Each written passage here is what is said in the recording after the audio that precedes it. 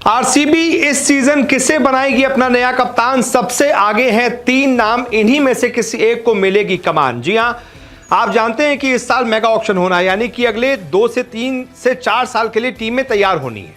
हर team एक नया core स्थापित करेगी, एक नई टीम बनाएगी। वो टीम जो बहुत ज्यादा सक्सेसफुल नहीं है वो एक नए सिरे से अपनी टीम बनाने की कोशिश करेगी ताकि वो चैंपियन बन पाए।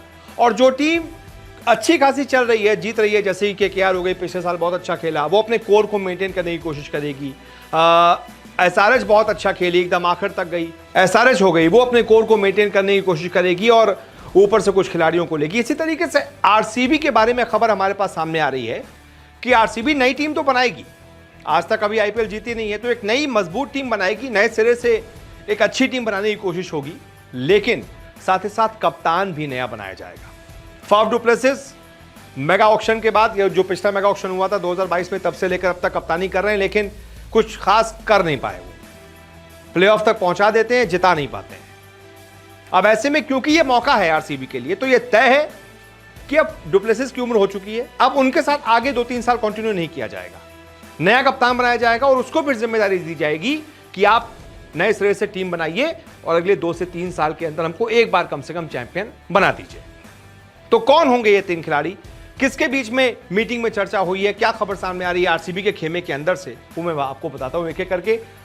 सबसे आगे नाम रोहित शर्मा का आ रहा है कि भाई मुंबई इंडियंस से जो नाराजगी इनकी देखी गई बीते सीजन, बीच में से हमने देखा कि भाई इनके बीच और हार्दिक पांड्या के बीच अनबन की खबरें सामने आई। इनको बताया भी नहीं गया, हार्दिक पांड्या को लाकर इनके ऊपर कप्तान बना दिया गया, इनको नॉर्मल प्लेयर बना दिया गया। फिर इन्होंने टी20 वर्ल्ड कप इंडिया को अपनी कप्तानी में जिता दिया, इन्होंने भी नहरे पे दहला दे दिया। तो अब ये अपने अपमान का बदला लेंगे एमआई से और एमआई छोड़ देंगे, ये खबर सामने आ रही है। और ऐसे में अगर ये एमआई छोड़ते हैं तो आरसीबी इनको नहीं जाने देगी।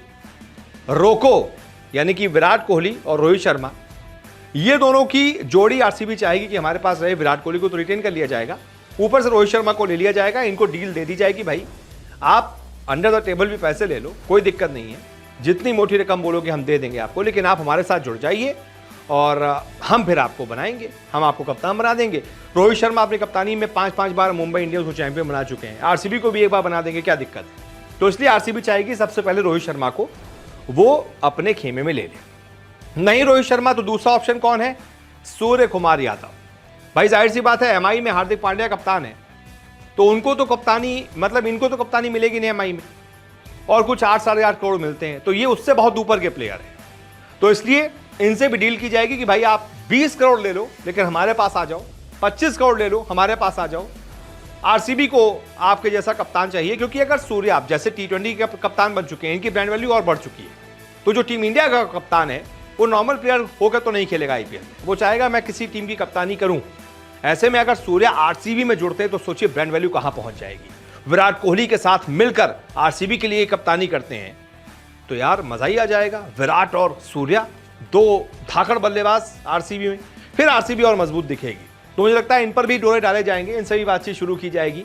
अब तो बहुत ज्यादा समय तो बाकी नहीं है, धीमे से भी से बातचीत शुरू की जाएगी, तब जाकर चीजें बनेंगी। तो ये भी आरसीबी के रडार पर रहेंगे, ये तय है। और उसके बाद नहीं, सूर्या से भी मान लीजिए बात नहीं बनी, तो तीसरा ऑप्शन है केएल राहुल। ये एलएसजी छोड़ेंगे, अभी से लिखकर रख लीजिए, मेरी बात अभी से स्लिप को काट कर रख लीजिएगा कहीं, फिर मैं आपसे पूछूंगा जब ऑप्शन होगा।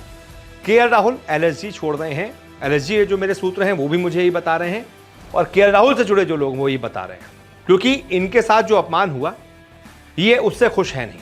एलएसजी के मालिक गोयनका साहब ने इनको बीच मैदान फटकारा था 1-2 कुछ हार के बाद, सबने देखा, और बहुत बुरी तरीके से झल्लाकर फटकार रहे थे। आप एक इंटरनेशनल क्रिकेटर के साथ इस तरीके का सलूक नहीं कर सकते। उस समय तो इन्होंने अपने लिए आवाज नहीं उठाई, लेकिन अब उठाएंगे, मौका है। तो मुझे लगता है कि केएल राहुल भी एक अच्छा विकल्प है आरसीबी के लिए, क्योंकि ये आरसीबी में खेल भी चुके हैं, शुरुआत में खेले थे, आरसीबी के लिए खेल चुके हैं, अच्छा खेले थे, वहां से केएल राहुल एक नाम बन रहा था, अब बहुत बड़ा नाम है केएल राहुल। ये अगर कप्तानी करेंगे तो मुझे लगता है कि विराट कोहली के संरक्षण में रहकर इनकी बल्लेबाजी भी सुधरेगी और कप्तानी तो और अच्छी होगी। तो ये वो 3 ऑप्शन है, रोहित, स्काई या केएल राहुल। ये आरसीबी की नजरों में सबसे ऊपर रहेंगे, आरसीबी के रडार पर सबसे ऊपर रहेंगे कप्तानी के उसमें। अगर इनसे बात बन गई तो ठीक है, नहीं तो फिर आरसीबी किसी और के लिए कप्तानी करने की सोचेगी। बाकी देखते हैं क्या होता है। आप बताइए, अगर आप आरसीबी फैन हैं तो आप इनमें से किसको कप्तान के तौर पर देखना चाहते हैं अगले सीजन के लिए?